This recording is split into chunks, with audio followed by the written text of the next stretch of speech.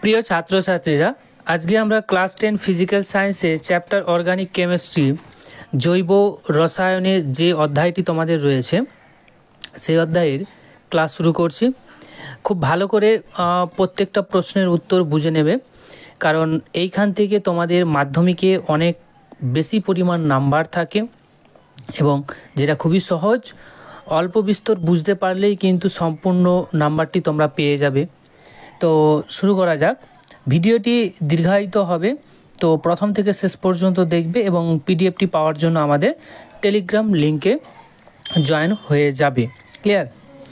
আর আমাদের WhatsApp paid group খুবই শীঘ্রই চালু হবে, সেইখানে সমস্ত পিডিএফগুলো তোমরা হোয়াটসঅ্যাপের মাধ্যমে পিডিএফ আকারে পেয়ে যাবে।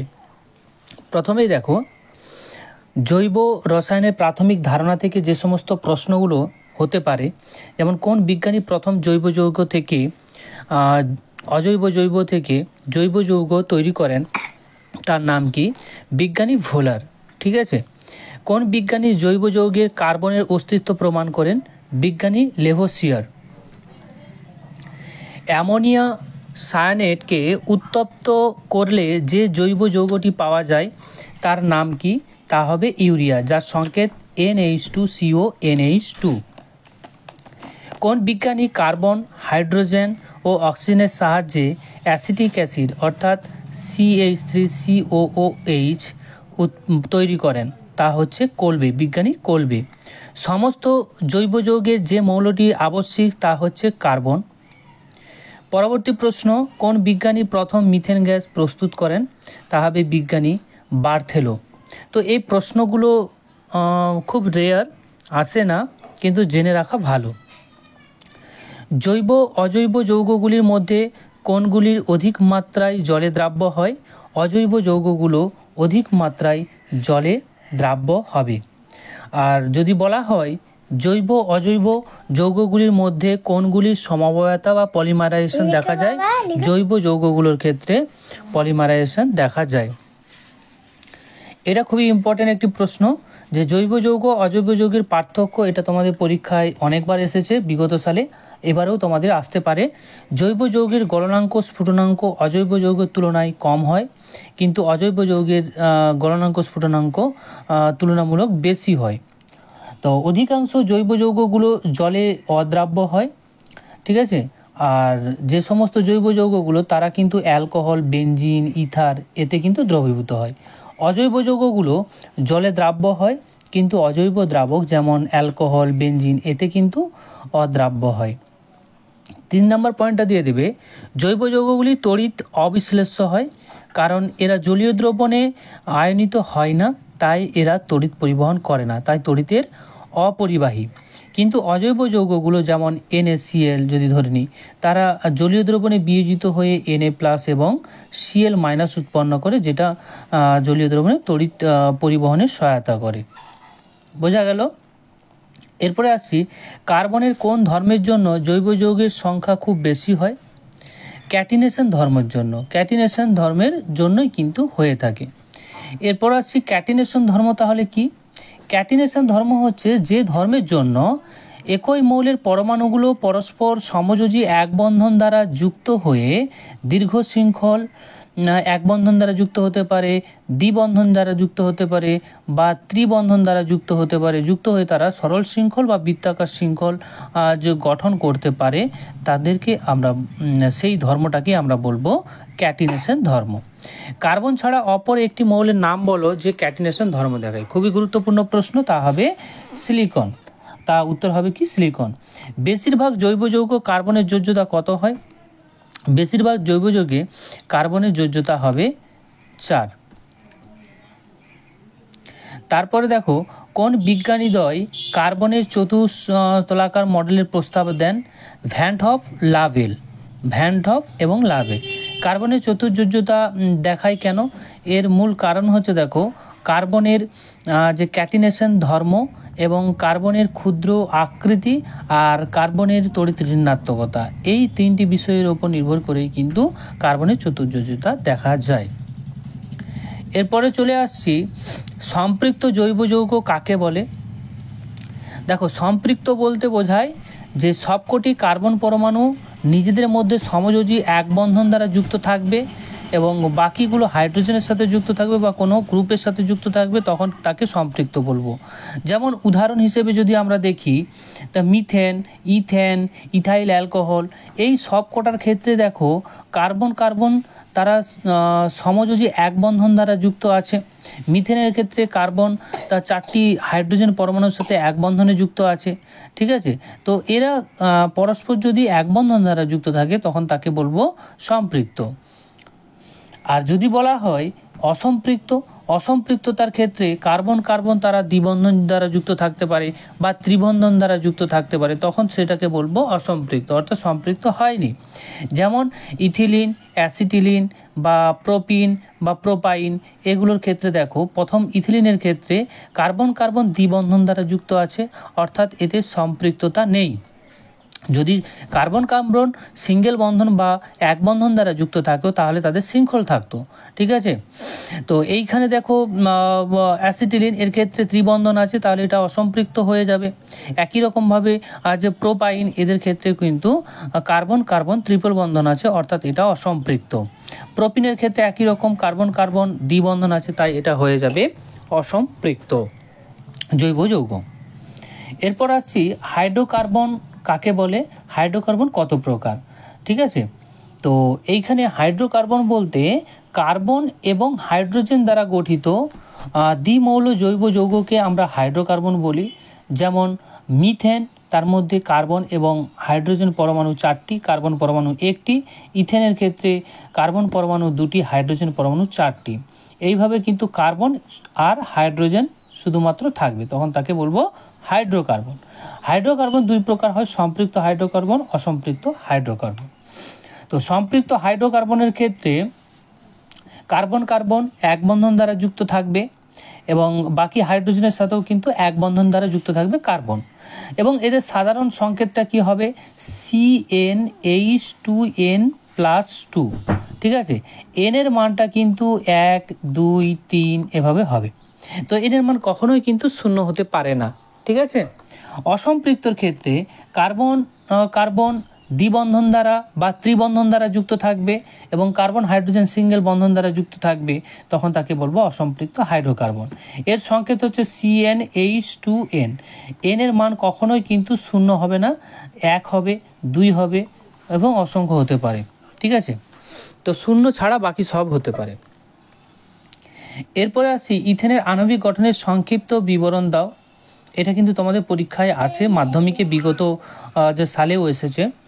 তো এইখানে দেখবে যদি ব্যাখ্যাটা দেয় তখন বলে দেবে ইথেন অণুতে 2টি কার্বন পরমাণু নিজেদের মধ্যে যে একটি ইলেকট্রন জোড় সমভাবে ব্যবহার করে, অর্থাৎ সমযোজী বন্ধন গঠন করে, কার্বন কার্বন সমযোজী বন্ধন করে, এবং কার্বন হাইড্রোজেন তারা পরস্পর সমযোজী বন্ধন করে। তো প্রত্যেকটি কার্বন পরমাণু 3টি করে হাইড্রোজেন পরমাণুর সাথে সমযোজী বন্ধন করে, এইভাবে কিন্তু এরা যুক্ত থাকে এবং এদের সংকেত হয়ে যাবে C2H6। এবং এদের বন্ধন দৈর্ঘ্য, কার্বন কার্বন যে বন্ধন দৈর্ঘ্য সেটা হয় 1.54 অ্যামস্ট্রম হবে, আর কার্বন হাইড্রোজেনের যে বন্ধন দৈর্ঘ্য তা হবে 1.09 অ্যামস্ট্রম, ঠিক আছে। 3D মডেলে এভাবে দেখানো হয়, আশা করি বুঝতে পারলে। এরপরে দেখো ইথিলিনের আণবিক গঠন সংক্ষেপে বর্ণনা করো, বা অনুরূপ প্রশ্ন হিসেবে বলা যেতে পারে ইথিলিনের গঠন সংকেতের সাহায্যে দেখাও যে এটি একটি অসম্পৃক্ত হাইড্রোকার্বন। খুবই ইম্পর্টেন্ট একটি প্রশ্ন, গুরুত্বপূর্ণ স্টার মার্ক রাখতে পারো তোমরা এটাকে, বিগত সালে এসেছে তোমাদের মাধ্যমিকে। ইথিলিন অণুতে 2টি কার্বন পরমাণু নিজেদের মধ্যে 2টি ইলেকট্রন জোড় সমভাবে ব্যবহার করে এবং কার্বন কার্বন দ্বিবন্ধন গঠন করে, ঠিক আছে। কার্বন কার্বন দ্বিবন্ধন দ্বারা যুক্ত থাকবে। আর কি থাকবে, আর এখানে হচ্ছে তোমার 2টি হাইড্রোজেন পরমাণুর সাথে কার্বন তোমার সিঙ্গেল বন্ধন, অর্থাৎ এক বন্ধন সমযোজী বন্ধন দ্বারা যুক্ত থাকে। এখানে কার্বন কার্বন যেহেতু তোমার ডবল বন্ড আছে, তাহলে এটা হয়ে যাবে অসম্পৃক্ত হাইড্রোকার্বন, ঠিক আছে। এবং এরা মনে রাখবে এরা কিন্তু একই তলে অবস্থান করবে, সবকটা কিন্তু একই তলে, একটা পেপারের মতো এই পেপারের কোণাগুলোতে অবস্থান করবে হাইড্রোজেন এবং সমতলে থাকবে কার্বন কার্বন ডবল বন্ড। অ্যাসিটিলিনের আণবিক গঠন সংক্ষেপে লিখো, এটাও খুবই ইম্পর্টেন্ট। দেখো এইখানে ইথিলিন তারপরে অ্যাসিটিলিন এগুলো কিন্তু অল্টারনেট সালে কিন্তু বারবার রিপিট হয়, ঠিক আছে। তো অ্যাসিটিলিনের ক্ষেত্রে কার্বন কার্বন ত্রিবন্ধন দ্বারা যুক্ত থাকে, আর হাইড্রোজেন প্রত্যেকটা কার্বন একটা করে হাইড্রোজেনের সাথে বন্ধন করে সমযোজী বন্ধন, ঠিক আছে, এবং এরা একটি তলে থাকবে। আর এদের যেহেতু ত্রিবন্ধন আছে, ত্রিবন্ধন সমযোজী বন্ধন, তিনটে সমযোজী বন্ধন থাকার জন্য এটা অসম্পৃক্ত হাইড্রোকার্বন হয়ে যাবে। এরপর আসি কার্যকরী মূলক বা ক্রিয়াশীল মূলক কাকে বলে, একটি উদাহরণ দাও। তো কার্যকরী মূলক তাদেরই বলবো যেসব মূলক বা গ্রুপগুলো জৈব যৌগের অণুতে উপস্থিত থেকে জৈব যৌগের প্রকৃতি এবং ধর্মকে নির্ধারণ করে। আবারও বলছি, জৈব যৌগের প্রকৃতি এবং ধর্মকে নির্ধারণ করে, তাদেরকে আমরা বলবো কার্যকরী মূলক বা ক্রিয়াশীল মূলক। যেমন উদাহরণ হিসেবে আমরা বলতে পারি অ্যালকোহলীয় গ্রুপ OH, এটা হচ্ছে কার্যকরী মূলক। অ্যালডিহাইডের ক্ষেত্রে CHO, এটি কার্যকরী মূলক। কার্বক্সিলিক অ্যাসিডের ক্ষেত্রে COOH, এটি তোমার কার্যকরী মূলক। ইথারের ক্ষেত্রে O, এটা হচ্ছে কার্যকরী মূলক, ঠিক আছে। যেমন অ্যালকোহলের ক্ষেত্রে কার্যকরী মূলক কী থাকে যদি বলা হয়, তখন তোমরা বলে দেবে হাইড্রোক্সিল গ্রুপ অর্থাৎ OH গ্রুপ থাকে। আবার যদি বলা হয় অ্যালডিহাইডের ক্ষেত্রে কি কার্যকরী গ্রুপ থাকে, তখন বলে দেবে CHO, অ্যালডিহাইড মূলক থাকে। কার্বক্সিলিক অ্যাসিডের ক্ষেত্রে কি মূলক থাকবে, তখন বলে দেবে COOH মূলক থাকবে। ওকে, এরপর আসছি প্রদত্ত যৌগ দুটিতে উপস্থিত কার্যকরী মূলকের সংকেত, যেমন methyl alcohol, ethyl alcohol. Methyl অ্যালকোহলের ক্ষেত্রে আর তোমার ইথাইল অ্যালকোহলের ক্ষেত্রে দুটোর ক্ষেত্রেই কিন্তু অ্যালকোহলীয় গ্রুপ OH গ্রুপ অবস্থান করবে, অর্থাৎ হাইড্রোক্সিল মূলক অবস্থান, হাইড্রোক্সিল তোমার কার্যকরী মূলক অবস্থান করবে। এদের সংকেত যদি দেখা হয়, মিথাইল অ্যালকোহলের সংকেত CH3OH, আর ইথাইল অ্যালকোহলের সংকেত হবে CH3CH2OH, আর প্রোপাইল অ্যালকোহলের ক্ষেত্রে হয়ে যাবে CH3CH2OH, অর্থাৎ তিনটে কার্বন থাকবে।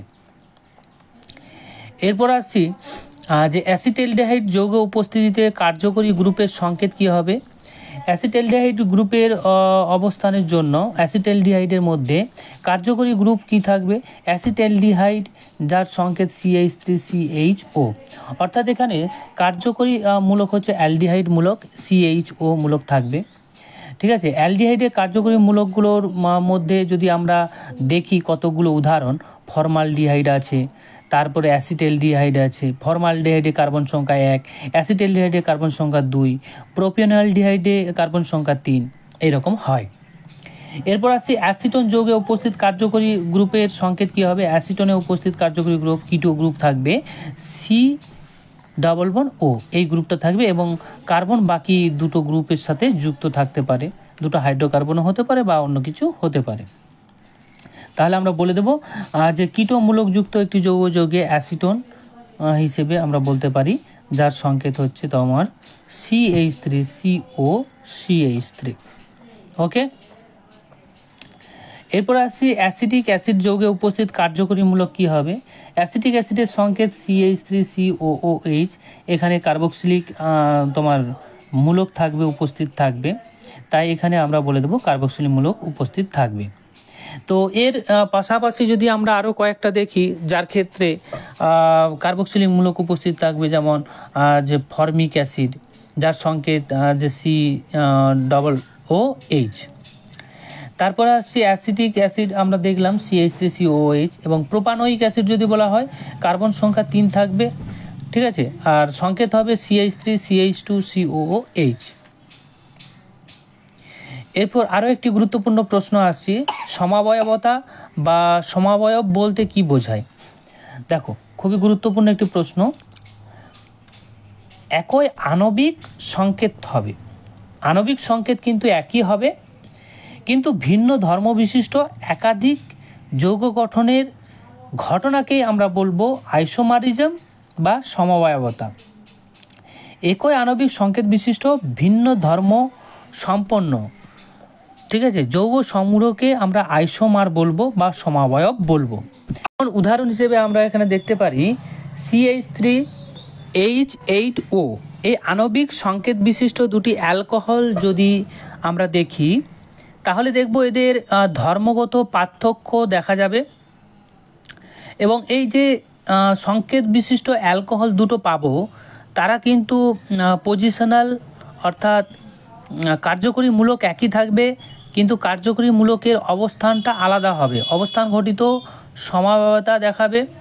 ঠিক আছে, যেমন এন প্রোপাইল অ্যালকোহলের ক্ষেত্রে যদি আমরা মার্কিং করি তাহলে 1 নাম্বার কার্বনের সাথে OH গ্রুপ যুক্ত থাকবে। আবার আইসোপ্রোপাইল অ্যালকোহলের ক্ষেত্রে যদি দেখি তাহলে 2 নাম্বার কার্বনের সাথে কিন্তু OH গ্রুপ যুক্ত থাকবে, মানে অ্যালকোহলীয় গ্রুপ যুক্ত থাকবে। তাহলে এদের পজিশনের পার্থক্য আছে, তাই এরা পরস্পর অবস্থান ঘটিত সমবায়বতা দেখাবে। এরপরে আরেকটা প্রশ্ন, একই আণবিক সংকেত C2H6O বিশিষ্ট দুটি জৈব যৌগের গঠন সংকেত লিখো। এটা কিন্তু মাধ্যমিকের যে সমস্ত প্রশ্নগুলো তোমাদের করাচ্ছি বিগত মাধ্যমিকে এসেছে, তাই সেইগুলোই করাচ্ছি, বুঝতে পারছ?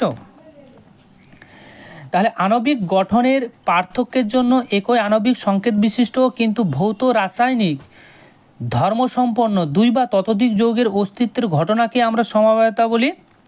এবং এরূপ যৌগগুলোকে পরস্পর গঠনগত সমবায়তা বলবো।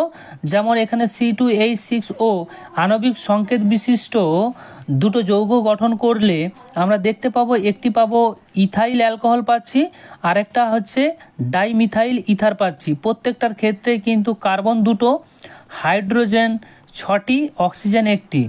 তাহলে এখানে দেখো ইথাইল অ্যালকোহলের ক্ষেত্রে অ্যালকোহলীয় গ্রুপ আছে, ডাইমিথাইল ইথারের ক্ষেত্রে কিন্তু ইথার গ্রুপ আছে, তাই দুটো কার্যকরী মূলক কিন্তু আলাদা, বোঝা গেল? তারপরে যে প্রশ্নটি রয়েছে দেখো, C3H8O আণবিক সংকেত বিশিষ্ট দুটি যৌগের নাম গঠন সংকেত লিখো, এদের কি ধরনের সমবায়তা দেখায়। আমরা আগেই বলে এলাম এটা দুটো অ্যালকোহল উৎপন্ন করে, একটা হচ্ছে এন প্রোপাইল অ্যালকোহল আর একটা আইসোপ্রোপাইল অ্যালকোহল।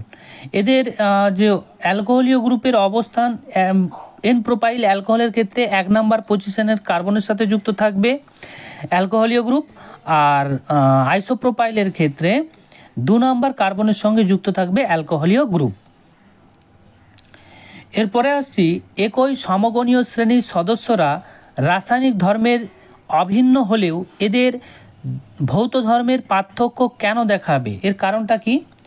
জৈব যৌগের রাসায়নিক ধর্ম ওর অণুতে উপস্থিত কার্যকরী মূলকের উপর নির্ভর করে মেনলি, তাই তো, এটা আমরা জানি। তাহলে একই সমগণীয় শ্রেণীর ক্ষেত্রে সদস্যগুলোর ক্ষেত্রে একই কার্যকরী মূলক উপস্থিত থাকবে, তাই এদের রাসায়নিক সাদৃশ্য একই রকম হবে, কিন্তু ভৌত ধর্ম কিছু পরিবর্তিত হয়, যেমন গলনাঙ্ক, স্ফুটনাঙ্ক, ঘনত্ব, এগুলোর পার্থক্য দেখাবে, কারণ কার্বন সংখ্যার উপর তা কিন্তু নির্ভর করবে। এরপরে আসছি মিথেনের প্রধান প্রধান ব্যবহার, এটা তোমরা সকলেই জানো। মিথেন উচ্চ উষ্ণতায় মিথেনের তাপীয় বিয়োজনে কার্বন ব্ল্যাক প্রস্তুত করা হয়, যা যে টাইপ মেশিনে বা ছাপার কালি হিসেবে বা জুতো প্রস্তুত করতে ব্যবহার করা হয়, বা টায়ারের প্রস্তুত কারখানাতে ব্যবহার করা হয়। তাছাড়াও মিথেন থেকে আমরা methyl chloride, acetylene, methylene chloride, carbon tetrachloride ইত্যাদি প্রস্তুত করতে পারি। তৃতীয়ত, মিথেন জ্বালানি রূপে ব্যবহার করা হয়, কারণ এর তাপের মূল্য উচ্চ হয়। হাইড্রোজেন, মিথানল ও ফর্মালডিহাইড শিল্প উৎপাদনে মিথেন ব্যবহার করা হয়ে থাকে। এরকম 2 বা 3টে মনে রাখবে। এরপর আসছে কয়লা খনিতে মাঝে মাঝে বিস্ফোরণ কেন ঘটে। কারণ দেখো, কয়লা খনিতে সাধারণত মিথেন গ্যাস পাওয়া যায় বেশি পরিমাণের, ফলে ওই মিথেন গ্যাস অক্সিজেনের সহযোগিতায় বা অক্সিজেনের উপস্থিতিতে যদি কোনোরূপভাবে আগুন ধরে তাহলে কিন্তু সেটা ওই মিথেন গ্যাসটা জ্বলতে শুরু করে এবং কার্বন ডাইঅক্সাইড আর জল উৎপন্ন করে। ফলে এই যে প্রচুর পরিমাণ মিথেন যখন দহন ঘটবে তখন কিন্তু একটা বিস্ফোরণের সম্ভাবনা থেকে যায়। ঠিক আছে, এই জন্য মাঝে মাঝে কয়লা খনিতে দেখবে আগুন লেগে বিস্ফোরণ ঘটেছে। এরপর আসবো আইইউপিএসসি নামকরণ। আইইউপিএসসি নামকরণের নিয়মগুলোর ভেতরে আমি আর যাচ্ছি না, প্রত্যেকটার উদাহরণ সহকারে কয়েকটা দেখে নেব। দেখো, এখানে 2 নম্বর যেটা রয়েছে, কার্বন সংখ্যা আগে তোমরা চিহ্নিতকরণ করবে, দুটো কার্বন রয়েছে। আর দেখো এখানে ডবল বন্ড আছে, সিঙ্গেল বন্ধন হলে এন হয়, এন যুক্ত হয়, আর ডবল বন্ড হলে ইন যুক্ত হয়, আর ট্রিপল বন্ড হলে আইন যুক্ত করতে হয়। তাহলে এখানে দেখো দুটো যেহেতু কার্বন আছে ইথ, একটা কার্বন হলে প্রোপ, দুটো কার্বন হলে ইথ, তিনটা কার্বন হলে একটা কার্বন যদি হয় মিথ, দুটো কার্বন হলে ইথ, আর তিনটে কার্বন হলে প্রোপ, চারটি কার্বন হলে বিউট। এইভাবে নামকরণগুলো করতে হয়। তাহলে এখানে কার্বন সংখ্যা দুটো রয়েছে, তাই এটা হয়ে যাবে ইথ যুক্ত, এখানে দেখো অসম্পৃক্ততা রয়েছে অর্থাৎ ডবল বন্ড আছে, তাহলে এটা ইন যোগ হবে। তাহলে এর নাম হবে ইথ যুক্ত ইন, ইথিন।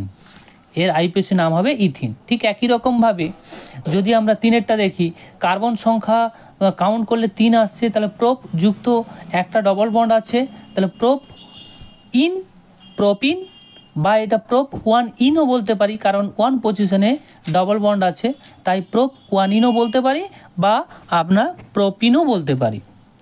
তারপর দেখো চারেরটা দেখো, এখানে দুটো কার্বন আছে ইথ যুক্ত, এখানে তিনটে সমযোজী বন্ধন আছে কার্বন কার্বন, তাহলে আইন, ইথ যুক্ত আইন, ইথাইন।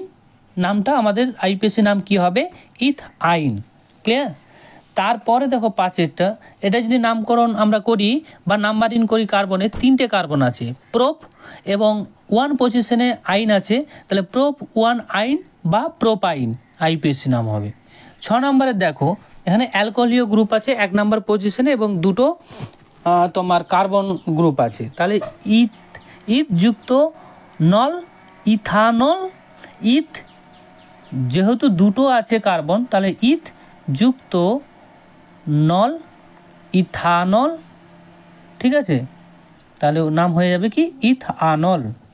7এরটা দেখো, ওইচ গ্রুপ অ্যালকোহলীয় গ্রুপ 2 নম্বর পজিশনে আছে, আর কার্বন সংখ্যা লং চেনে আছে 3, তাহলে প্রোপ যুক্ত 2 অল। ঠিক আছে, বা 2 প্রোপানলও বলতে পারি। ক্লিয়ার? এরপর 8এরটা দেখো, এখানে 1 নম্বরে ওইচ গ্রুপ আছে, তাহলে কার্বন সংখ্যা 3, প্রোপ 1 অল হবে, বা 1 প্রোপানলও বলতে পারি। 9এরটা দেখো, 3টে ওইচ গ্রুপ আছে, অ্যালকোহলীয় গ্রুপ আছে। কোথায় আছে? 3টে কার্বনেই রয়েছে, তাহলে আমরা বলতে পারি 3টে কার্বন প্রোপ। ঠিক আছে, প্রোপ এন, যেহেতু ডবল বন্ড নেই, তাহলে প্রোপ এন 1 1 2 3 ট্রাই অল, 3টে ওইচ গ্রুপ থাকার জন্য ট্রাই অল। 10এরটা দেখো, কার্বন সংখ্যা লং চেন যেটা হবে সেটাকে আমাদের ধরতে হবে, তাহলে 3টে কার্বন আছে, তাহলে এটা হয়ে যাবে দেখো 3টে কার্বন এবং 2 পজিশনে মিথাইল গ্রুপ আর ওইচ গ্রুপ আছে, তাহলে মিথাইল 2 মিথাইল বলতে পারি, 2 মিথাইল প্রোপান, যেহেতু এখানে সিঙ্গেল বন্ধন আছে তাই 2 মিথাইল প্রোপান, এবং 2 পজিশনে ওএইচ গ্রুপ আছে 2 অল, 2 মিথাইল প্রোপ 2 প্রোপান 2 অল, বা 2 মিথাইল 2 প্রোপানলও বলতে পারি। তারপরে দেখো 11টা যেটা রয়েছে, দেখো কার্বন সংখ্যা লং চেনটা আমরা ধরলাম, যেখানে সর্বাধিক আমরা কার্বন সংখ্যা নামকরণ করতে পারবো, করে দিলাম। এবং 2 নম্বর পজিশনে মিথাইল গ্রুপ রয়েছে, আরও একটি মিথাইল গ্রুপ রয়েছে 2 পজিশনে, এবং এটা অ্যালডিহাইড গ্রুপ রয়েছে। তাহলে আমরা এটা বলতে পারি 2 ডাইমিথাইল, 3টে কার্বনের জন্য প্রোপান, আর 1 নম্বর পজিশনে অ্যালডিহাইড গ্রুপ থাকার জন্য আমরা বলে দেবো 1L। তাহলে নামকরণটা আইপিএসি কি হচ্ছে? 2 ডাইমিথাইল প্রোপান 1L। 12টা দেখো, কার্বন সংখ্যা লং চেনে ধরবো, লং চেনে হচ্ছে 3টে আছে, আর 2 পজিশনে মিথাইল গ্রুপ আছে, আর 1 পজিশনে ডবল বন্ড আছে, তাহলে বলতে পারি 2 methyl propene, 2 methyl prop in, IPAC নাম হয়ে যাবে। তারপরে দেখো 13, এখানে কিটো গ্রুপ রয়েছে 2 পজিশনে কিটো গ্রুপ, আর দুই পাশে তোমার দুটো methyl group, total long chain carbon যদি দেখি 3টে হবে, প্রোপান এবং নন, যেহেতু কিটো গ্রুপের অন যোগ হয় তাহলে প্রোপান যুক্ত অন, প্রোপানন। ঠিক আছে, একই রকমভাবে যদি আমরা 14টা দেখি, আইপিএসসি নাম কি হবে দেখো, 1 নাম্বার পজিশনে ক্লোরিন, 2 নাম্বার পজিশনেও ক্লোরিন আছে, কার্বন চেন যদি দেখি 2টো কার্বন আছে, আইপিএসসি নাম হবে 1,2 ডাইক্লোরোইথেন, 1,2 ডাইক্লোরোইথেন আইপিএসসি নাম হয়ে যাবে।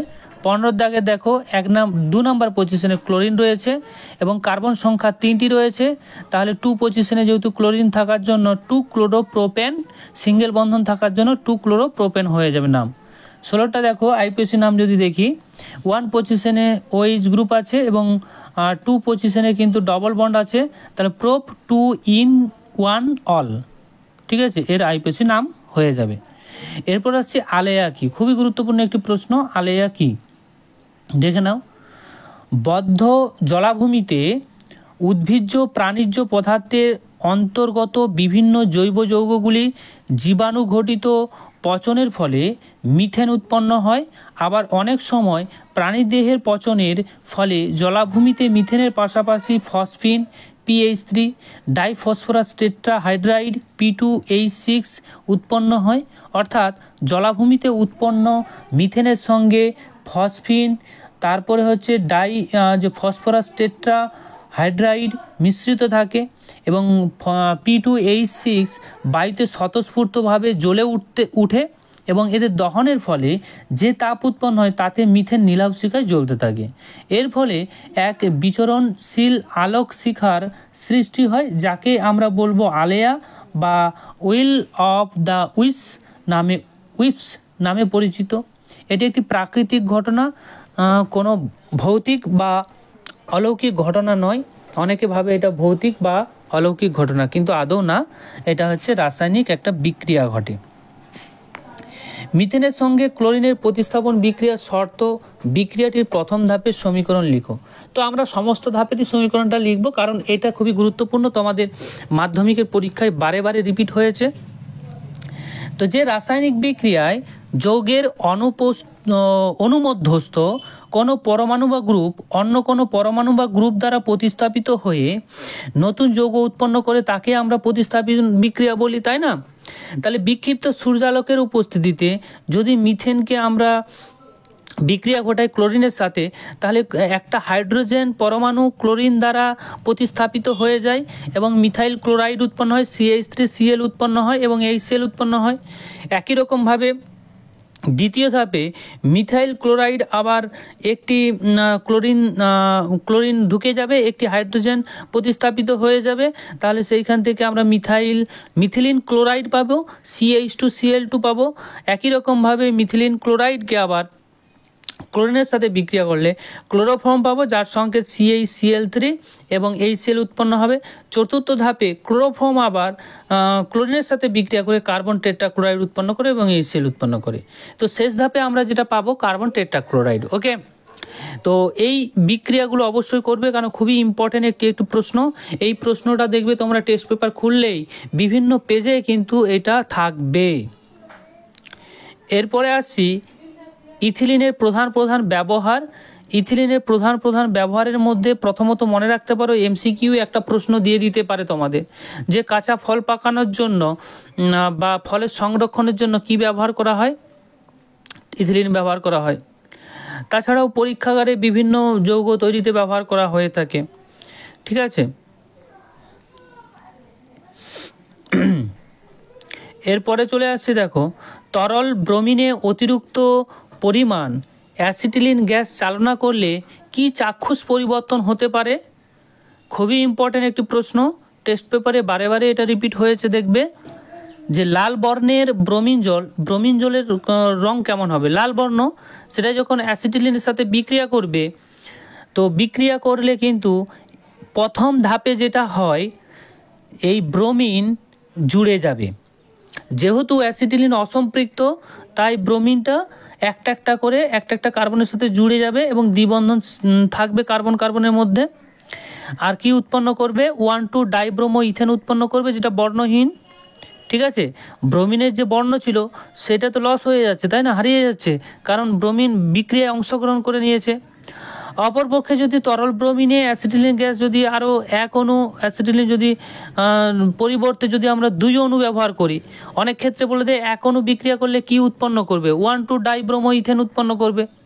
আর যদি বলা হয় 2 অণু বিক্রিয়া করেছে, তাহলে 2 অণু বিক্রিয়া করলে কিন্তু সেটা হয়ে যাবে 1 পজিশনে 2টো ব্রোমিন, আবার 2 পজিশনে 2টো ব্রোমিন, তাহলে 1,1,2,2 টেট্রা ব্রোমো ইথেন উৎপন্ন করে, যেটাও হবে বর্ণহীন। ব্রোমিনের যে তরল যে ব্রোমিন তার যে বর্ণ লাল সেটা কিন্তু বর্ণহীন হয়ে যাবে, অর্থাৎ বর্ণটা থাকবে না। এরপরে আসছে দেখো, এ ও বি দুটি করে কার্বন পরমাণুযুক্ত দুটি অসম্পৃক্ত হাইড্রোকার্বন ব্রোমিনের সঙ্গে বিক্রিয়ায় এতে প্রতি অণু ব্রোমিন ও বিতে প্রতি 2টি অণু ব্রোমিন যুক্ত হয়, তাহলে এ ও বি এর গঠন সংকেত লিখতে বলেছে এবং বি এর সঙ্গে ব্রোমিনের বিক্রিয়ায় সমিত সমীকরণ দিতে বলেছে। তাহলে এটা কেমন করে করবে, দেখো, 2টি কার্বন পরমাণুযুক্ত অসম্পৃক্ত হাইড্রোকার্বন বলতে ইথিলিন বা অ্যাসিটিলিনকে আমরা বলতে পারি, আমরা তো ধরতে পারি ইথিলিন বা অ্যাসিটিলিন ধরতে পারি, তাই না।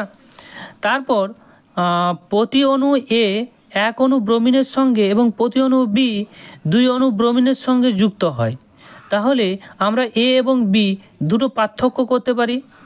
তো 1 অণু যেটাই যুক্ত হচ্ছে সেটাকে আমরা যদি ইথিলিন ধরি, আর 2 অণু যেটাই যুক্ত হচ্ছে সেটা অ্যাসিটিলিন ধরি, তাহলে আমরা এখানে দেখতে পাচ্ছি যে এরা বিক্রিয়া করে 1 অণু যদি ব্রোমিন কার্বন টেট্রাক্লোরাইডে যদি বিক্রিয়া ঘটায়, তাহলে কিন্তু 1,2 ডাইব্রোমো ইথেন উৎপন্ন হবে এবং বর্ণহীন হবে।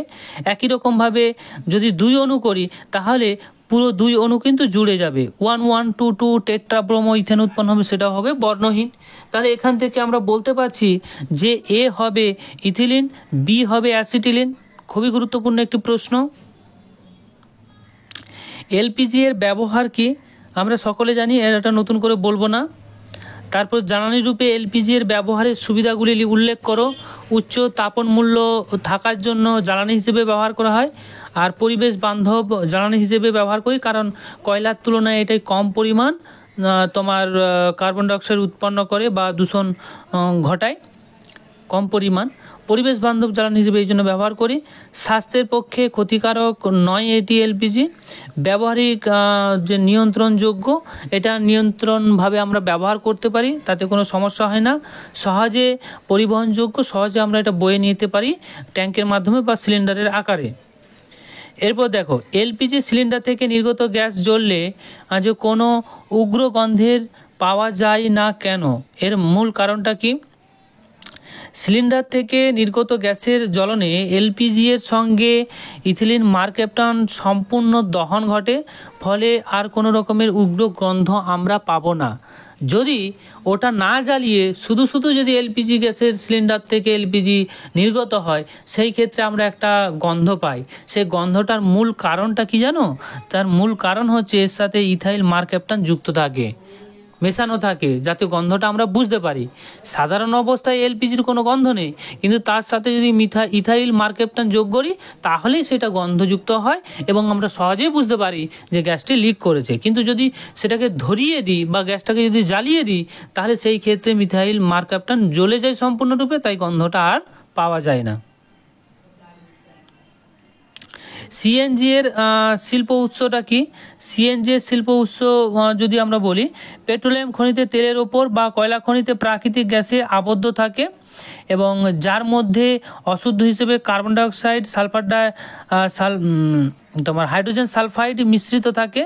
এইভাবে প্রাকৃতিকে প্রাপ্ত গ্যাস থেকে কার্বন ডাইঅক্সাইড এবং হাইড্রোজেন সালফাইড অপসারিত যদি করি, তাহলে কিন্তু আমরা তরলাকৃত প্রাকৃতিক গ্যাস বা সিএনজি, কম্প্রেসড ন্যাচারাল গ্যাস, যার প্রকৃত সম্পূর্ণ নাম কম্প্রেসড ন্যাচারাল গ্যাস, এটা আমরা পেয়ে থাকি।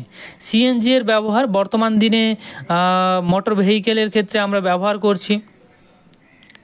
এরপর আসছি পলিমার, মনোমার। এখান থেকে একটা প্রশ্ন তোমাদের আসবেই, পলিমারটা কি? পলিমারাইজেশন বিক্রিয়ায় বহু সংখ্যক সরল অণু পরস্পর সংযুক্ত হয়ে উচ্চ আণবিক ভর বিশিষ্ট যৌগ উৎপন্ন করে, তখন তাকে আমরা পলিমার বলবো। অপরদিকে যেসব সরল অণুগুলো সংযোগে পলিমার গঠিত হয় সেই সমস্ত সরল অণুগুলোকে আমরা বলবো মনোমার। অসংখ্য ইথিলিন অণু পরস্পর যুক্ত হয়ে পলিথিন উৎপন্ন করে। পলিথিন হলো ইথিলিনের পলিমার এবং ইথিলিন হচ্ছে পলিথিনের মনোমার। ক্ষুদ্রতম অংশটাকে মনোমার বলবো এবং অসংখ্য ক্ষুদ্র ক্ষুদ্র অংশ মিলিত হয়ে পলিমার গঠন করে। ঠিক আছে, তো পলিমার এবং মনোমারের পার্থক্যটা খুবই গুরুত্বপূর্ণ, তোমরা করে নিও, স্ক্রিনশট নিয়ে নেবে। তাও একবার জাস্ট একটু বলে দিচ্ছি। পলিমার অনেকগুলো মনোমারকে নিয়ে গঠিত হবে, আর মনোমার হচ্ছে ক্ষুদ্রতম অংশ বা অণু, যেটা হচ্ছে পলিমারের ক্ষুদ্রতম একটা অণু। আর পলিমারের আণবিক গুরুত্ব অনেকটাই কম হবে, এই যে মনোমারের আণবিক গুরুত্ব কম হবে পলিমারের থেকে, আর পলিমারের আণবিক গুরুত্ব অনেকটা বেশি হবে, কারণ অনেকগুলো মনোমার যুক্ত হয়ে হচ্ছে না। আর পলিমারের গলনাঙ্ক নির্দিষ্ট থাকে না, কিন্তু মনোমারের গলনাঙ্ক নির্দিষ্ট হবে, কারণ সেটা একটা নির্দিষ্ট অণু। যেমন উদাহরণ হিসেবে আমরা পলিটেট্রাফ্লুরোইথিলিন বা টেফনল একটি পলিমার বলতে পারি, আর টেফনলের মনোমার হচ্ছে টেট্রাফ্লুরোইথিলিন। পলিথিনের মনোমারের নাম এবং সংকেতের ব্যবহার যদি বলা হয়, তখন পলিথিনের মনোমার হচ্ছে ইথিলিন, এর সংকেত CH2 ডবল বন্ড CH2। যে প্যাকিং দ্রব্য করার জন্য ক্যারি ব্যাগ হিসেবে বা পাইপ তৈরিতে বা ট্যাঙ্ক বা বোতল বা বালতি মগ ইত্যাদি তৈরিতে ব্যবহার করা হয়। পলিটেট্রা ইথিলিন বা টেফনলের মনোমারের নাম এবং সংকেত এবং টেফনলের ব্যবহার খুবই গুরুত্বপূর্ণ। এই প্রশ্নগুলো কিন্তু যারা ভাবছো গুরুত্ব নয়, আশা করি তারা কিন্তু ঠকবে। হ্যাঁ, দয়া করে এই প্রশ্নগুলো করবে, বেছে বেছে প্রত্যেকটা সালের প্রশ্ন, তার সাথে সাথে টেস্ট পেপারে বারবার রিপিট হয়েছে এই সমস্ত প্রশ্নগুলোই করাচ্ছি। তো পলিটেট্রাফ্লুরোইথিলিন বা টেফনলের মনোমার হবে টেট্রাফ্লুরোইথিলিন, যার সংকেত হবে তোমার CF2 ডবল বন্ড CF2। ননস্টিকের যে বাসনপত্রগুলো তৈরি হয় তার সরঞ্জাম তৈরিতে আমরা কিন্তু অন্তরক হিসেবে ব্যবহার করে থাকি টেফনল। পলিভিনাইল ক্লোরাইড বা PVC এর মনোমার এর নাম এবং PVC এর ভূমিকা। PVC হচ্ছে তোমার পলিভিনাইল ক্লোরাইড, যার মনোমার হচ্ছে ভিনাইল ক্লোরাইড, যার সংকেত CH2 ডবল বন্ড CHCl। এটা বৈদ্যুতিক তার এবং যে কোলের আচ্ছাদন বা পাইপ ট্যাঙ্ক ইত্যাদি তৈরিতে ব্যবহার করা হয়। জৈব বিশ্লেষণ বা জৈব ভঙ্গুর পলিমার বলতে কি বোঝায়, উদাহরণ যদি দিতে বলে তখন কি বলবে? যেসব পলিমার প্রাকৃতিক পরিবেশের উপস্থিতিতে বিভিন্ন অণুজীবের সহযোগিতায় তারা ভেঙে যায় সহজে এবং রূপান্তরিত হয়ে যায়, তাদের বলবো জৈব ভঙ্গুর পলিমার বা বায়োডিগ্রেডেবল পলিমার বলবো। যেমন কার্বোহাইড্রেট যদি দেখি, কার্বোহাইড্রেট প্রাণীজ সেলুলোজ বা স্টার্চ ভেঙে গিয়ে তারা সহজেই কিন্তু বায়োডিগ্রেডেবল হয়ে যায়, বা প্রোটিন বা নিউক্লিক অ্যাসিড ইত্যাদি।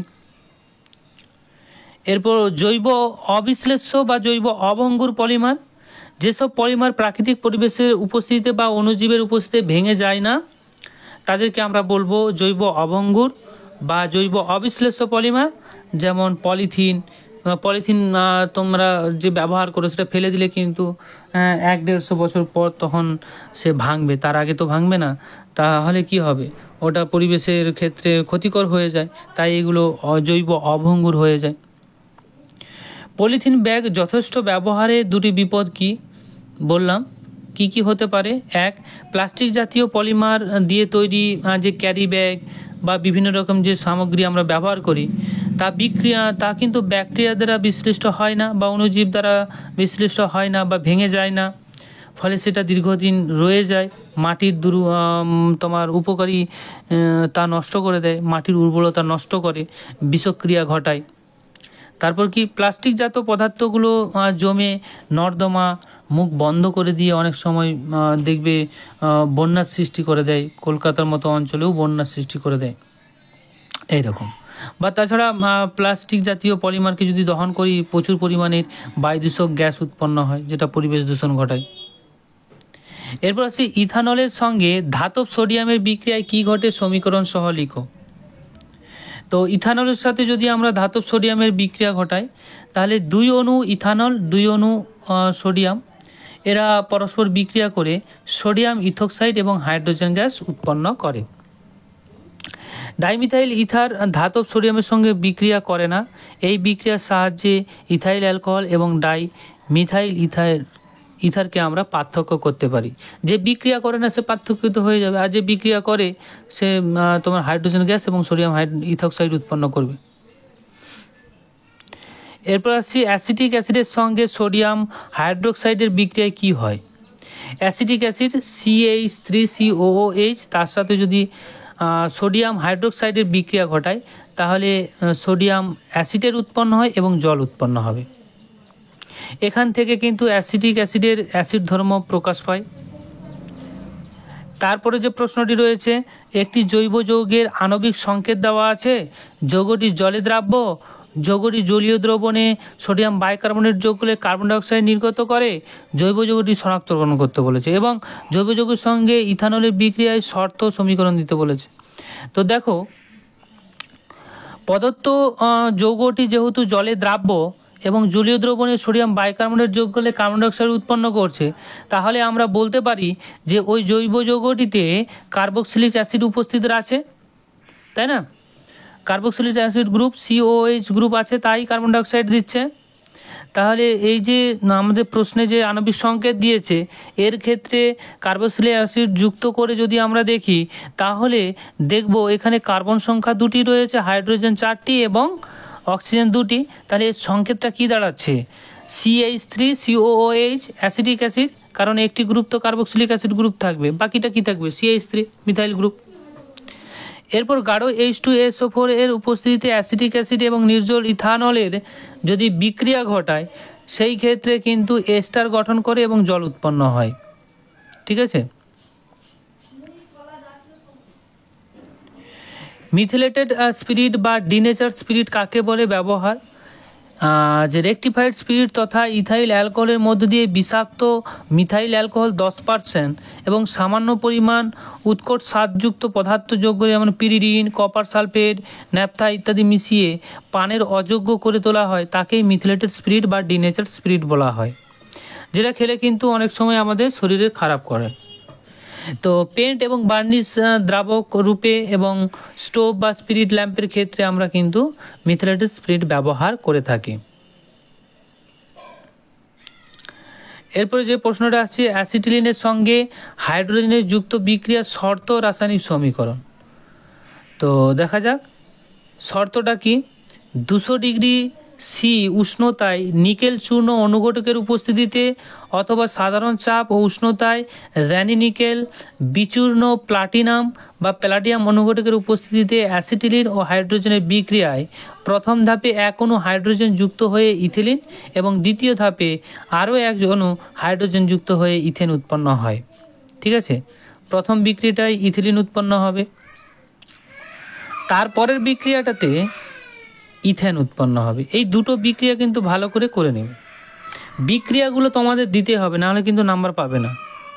তারপরে আসছে দেখো C2H2 থেকে ইথিলিন কিভাবে প্রস্তুত করা যায়, শর্ত রাসায়নিক সমীকরণ। তো এই ক্ষেত্রে দেখো আমরা অনুঘটক 20 ব্যবহার করব, কারণ যখন অ্যাসিটিলিনে হাইড্রোজেনেশন ঘটাবো, হাইড্রোজেনের সাথে বিক্রিয়া ঘটাবো, তখন কিন্তু এই দুটো ধাপে একদম ইথেন উৎপন্ন হতে চাই, কিন্তু আমরা ইথিলিনে থাকতে চাই, তাই আমরা এটা অনুঘটক 20 হিসেবে আমরা প্লাডিয়াম বেরিয়াম সালফেটের একটা দ্রবণ এবং কুইলোনিন দিয়ে একটা দ্রবণ ব্যবহার করব বিক্রিয়ক হিসেবে, যেটাকে আমরা লিন্ডার অনুঘটক বলি, অনুঘটক হিসেবে ব্যবহার করব এবং বিক্রিয়া যদি ঘটায় তাহলে কিন্তু বিক্রিয়াটি ইথিলিনে সমাপ্ত হয়ে যায়, আর পরবর্তী ক্ষেত্রে পুনরায় হাইড্রোজেনেশন ঘটে না, কারণ প্যালাডিয়াম অনুঘটক আংশিকভাবে বিষাক্ত করা হয়, ফলে এই বিক্রিয়ায় প্যালাডিয়াম অনুঘটকটা হচ্ছে অনুঘটক 20 হিসেবে কাজ করে এবং বিক্রিয়াটিকে ত্বরান্বিত করে না, আর পরবর্তী স্টেপে ইথিলিনেই সমাপ্ত করে দেয়। এটা খুবই গুরুত্বপূর্ণ প্রশ্ন, বারে বার তোমাদের রিপিট থাকে। ABC নির্ণয় করতে হবে। তো প্রথমে দেখো, যদি গাঢ় H2SO4 দিয়ে আমরা উত্তাপ দিই তাহলে কিন্তু এইখান থেকে এক অণু জল বেরিয়ে যায়, জল বেরিয়ে গিয়ে এটা হয়ে যাবে ইথিন উৎপন্ন হবে এ। তারপর ইথিনে যদি ব্রোমিন কার্বন টেট্রাক্লোরাইড দিই, অসম্পৃক্ততা থাকার জন্য ব্রোমিন জুড়ে যাবে এবং 1,2 ডাইব্রোমো ইথেন উৎপন্ন হবে। আর এখানে ব্রোমিন কার্বন টেট্রাক্লোরাইডের যে লাল বর্ণ সেটা কিন্তু চলে যাবে, বর্ণহীন হয়ে যাবে। আর যদি হাইড্রোজেন, নিকেল এবং উষ্ণতা দিই, সেই ক্ষেত্রে হাইড্রোজেনেশন ঘটবে এবং হাইড্রোজেন জুড়ে গিয়ে ইথ্যান উৎপন্ন হবে। ঠিক আছে, তারপরে যে প্রশ্নটি রয়েছে দেখো, গাঢ় H2SO4 এর উপস্থিতিতে ইথানল এবং ইথানোয়িক অ্যাসিডকে একত্রে উত্তপ্ত করলে কি ঘটে? যদি একত্রে উত্তপ্ত করি তো এখানে এস্টার উৎপন্ন হবে, এস্টারিফিকেশন ঘটবে। কারণ গাঢ় H2SO4 এর উপস্থিতিতে অ্যাসিটিক অ্যাসিড এবং নির্জল ইথানলের বিক্রিয়া ঘটায়, তাহলে সুমিষ্ট গন্ধযুক্ত পাকা ফলের মতো একটা গন্ধযুক্ত ইথাইল অ্যাসিডের উৎপন্ন হয়, যেটা হচ্ছে এস্টার, এক ধরনের এস্টার। বিক্রিয়াটা অবশ্যই দেবে। তো প্রিয় ছাত্রছাত্রীরা, এই ছিল তোমাদের আজকের ক্লাস। আশা করি ক্লাসটি ভালো লেগেছে। যদি ভালো লাগে অবশ্যই কমেন্ট করে জানাবে কেমন লাগলো, আর অবশ্যই একটি লাইক করে দেবে। আর আমাদের চ্যানেলে নতুন হলে চ্যানেলটি সাবস্ক্রাইব করে রাখো, কারণ মাধ্যমিকে তোমাদের অনেক কাজে আসবে আমাদের চ্যানেলটি। অনেক ভিডিও পাবে তোমরা, টেস্ট পেপারের ভিডিও, বিভিন্ন সলিউশন সহ পিডিএফও পাবে। আমাদের একটা হোয়াটসঅ্যাপ পেড গ্রুপ খোলা হবে তোমাদের জন্য, সেখানে সমস্ত রকম টেস্ট পেপারের পিডিএফ উত্তর সহকারে ম্যাথ, ফিজিক্যাল সায়েন্স এবং লাইফ সায়েন্সের করছি আমরা। আশা করি তোমরা জুড়ে থাকবে এবং কোনো কিছু যদি জিজ্ঞাসা থাকে অবশ্যই আমাদের এই হোয়াটসঅ্যাপ নাম্বারে তোমরা হোয়াটসঅ্যাপ করতে পারো, শুধুমাত্র হোয়াটসঅ্যাপ করবে। ঠিক আছে, 9002105504 এই হোয়াটসঅ্যাপ নাম্বারে। ওকে, তো আজকে এই পর্যন্তই। Thank you.